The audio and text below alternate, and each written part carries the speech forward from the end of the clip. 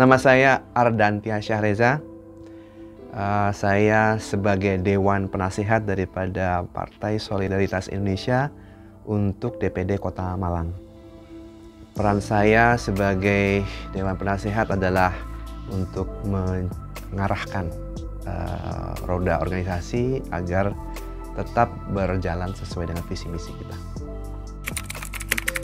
PSI ini lahir di tahun 2014 itu dengan semangat ingin mewakili suara dari anak-anak muda. Dan setelah 9 tahun kita berjalan, tetap semangatnya adalah kita ingin mewakili aspirasi dari anak-anak muda. Walaupun tidak gampang, karena banyak anak-anak muda yang mulai kurang tertarik pada politik, tapi tetap kita coba terus melakukan pendidikan politik agar mereka tertarik. Nah, anak muda ini sangat dekat dengan industri kreatif, industri ekonomi kreatif, atau yang bisa kita bilang adalah ekonomi yang diciptakan dari sebuah creations. Nah, kita tahu di Indonesia kita sudah cluster ada 17 subsektor ekonomi kreatif. Anak muda suka main kuliner, gaming, designs, video, konten, bahkan YouTube, even AI sekarang ada peran di situ juga ya.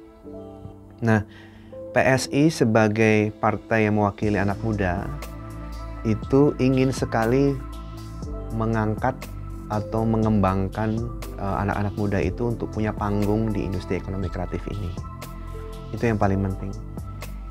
Problem yang kita hadapi selama ini dalam industri ekonomi kreatif adalah sejujurnya negara ini juga masih belajar apa aja industri ekonomi kreatif, dan karena begitu cepat ya teknologi ini terus berkembang ya. Tiba-tiba ada ChatGPT, ada Big Data Analytics dan seterusnya, yang itu juga tidak mudah untuk kita regulate bagaimana mengaturnya. Jadi visi misi kita sebetulnya agar anak muda punya panggung dan punya porsi yang cukup di industri ekonomi kreatif, maka kita harus punya alat-alat regulasi untuk mengklaster dengan tepat. Kemudian kita bisa mengatur inkubasinya masing-masing dan peraturan-peraturan apa yang harus ada di sana, sehingga anak-anak muda dengan mudahnya untuk bisa mendapatkan kehidupan ya dari industri ekonomi kreatif itu sih. Jadi 17 subsektor ekonomi kreatif ini memiliki karakteristiknya masing-masing. Di kuliner punya tantangan dan opportunity sendiri, di gaming punya sendiri, di desain punya sendiri, di musik punya sendiri. Nah, industri ekonomi kreatif itu banyak didrive dari perkembangan kreatif ekonomi memang sudah ada di global. Jadi memang kita punya Korea, for example, dengan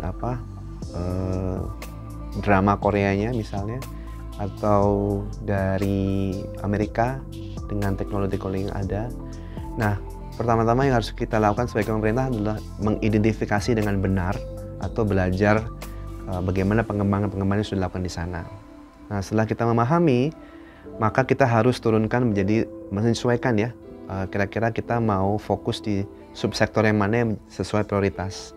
Dan kita mulai bikin produk-produk regulasinya. Yang penting adalah regulasi itu justru memberikan kesempatan sebesar-besarnya dan kemudahan sebesar-besarnya bagi anak muda untuk bisa berkarya di sana. Dan seluruh elemen yang untuk mendukung juga harus diatur sedemikian rupa. Contohnya permodalan, pendidikan, dan aspek-aspek yang lain harus mendukung di situ ya. Kadang-kadang adik-adik ini kan juga bagaimana pemasaran juga nggak tahu bagaimana men-channelnya. Contoh di musik kita punya Spotify misalnya gitu ya, tapi bagaimana dengan hak cipta gitu. Nah, itu juga kita belum terlalu memberikan kemudahan bagaimana mengaturnya. Dan juga di kuliner juga sama, desain juga sama, film juga sama. Jadi semua ini adalah strateginya adalah kita harus cepat belajar, beradaptasi, dan kemudian menciptakan regulasi di masing-masing subsektor. Saya kira itu. Jadi kota Malang ini kan sudah sangat identik dengan kotanya mahasiswa atau kota pelajar. walaupun tidak semuanya adalah anak muda yang berasal dari Kota Malang, tapi kita kayak melting pot daripada berbagai macam kampus dari Jakarta, dari Surabaya, dari luar Jawa, itu semuanya menuntut ilmu di Kota Malang. Nah, potensi ini kurang ditangkap sebelumnya oleh pemerintah Kota Malang, bagaimana menciptakan ekonomi di Kota Malang itu sendiri. Hadirnya MCC itu adalah sebuah terobosan yang sangat baik sekali menurut kami dari PSI Kota Malang. Tidak semua kota memiliki atau menyediakan fasilitas selengkap ini di masing-masing kota. Nah, tapi tentunya MCC juga masih jauh dari kesempurnaan. Seperti pengamatan kami, yaitu peran-peran bagaimana kita menginkubasi teman-teman rata ya di 17 sektor ini, semuanya harus kena semua. Dan siapa narasumbernya, siapa tenaga ahlinya, itu juga harus kita hadirkan di sini. Jadi yang pertama yang perlu dilakukan oleh MCC adalah mengidentifikasi subsektor mana yang mau diutamakan dan siapa nih tokoh-tokohnya yang harus ada di sana. Karena MCC juga selain penyedia fasilitas juga harus ada penyedia para ahli di dalamnya, sehingga anak-anak muda juga bisa datang ke sini untuk belajar. Dan kemudian dia akan berproses, dia akan bisa menampilkan karya-karyanya. Nah, berikutnya MCC pula juga harus bisa berperan sebagai channeling. Jadi produk-produk karya mereka juga bisa di-channeling marketing kemana misalnya. Ada satu perusahaan anak muda di Kota Malang yang saya tahu, dia adalah animation company. Dia mendapatkan order dari Eropa. Baik itu bikin tokoh ataupun bikin sebuah produk-produk karikatur ataupun ilustrasi. Mereka terimanya dolar. Nah, tidak semua anak muda mengetahui caranya. Nah, kenapa nggak kita undang para anak-anak yang udah sukses di situ itu untuk bisa belajar di MCC. Banyak, nggak hanya animations tapi juga budaya, bagaimana juga musik, bagaimana juga mungkin fashions ya. Saya kira itu peran MCC ke depan yang harus kita pastikan ke depan. Karena saya dengar juga banyak tantangan yang diterima oleh MCC akhir-akhir ini, mempertanyakan fungsi dari MCC. Saya rasa kita tidak perlu mempertanyakan, tapi kita harus sama-sama satu visi untuk memastikan bahwa MCC ini bisa berperan seperti seharusnya.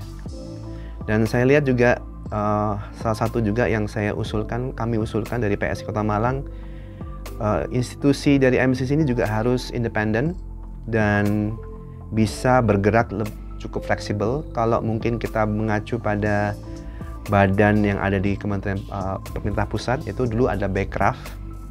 Ya, saya rasa di Kota Malang tidak ada salahnya untuk menciptakan sebuah badan ekonomi kreatif yang bisa bergerak di bawah Pemkot untuk mengidentifikasi potensi-potensi yang ada, sehingga ukurannya nanti kita bisa atur bahwa berapa usaha atau profesi atau anak-anak yang bisa mentas dari MCC, mendapatkan pendapatan yang baik di situ, menciptakan usaha-usaha yang cukup orientasi ekspor atau ke luar negeri. Saya rasa itu yang harus jadikan visi ke depan untuk MCC ke depan.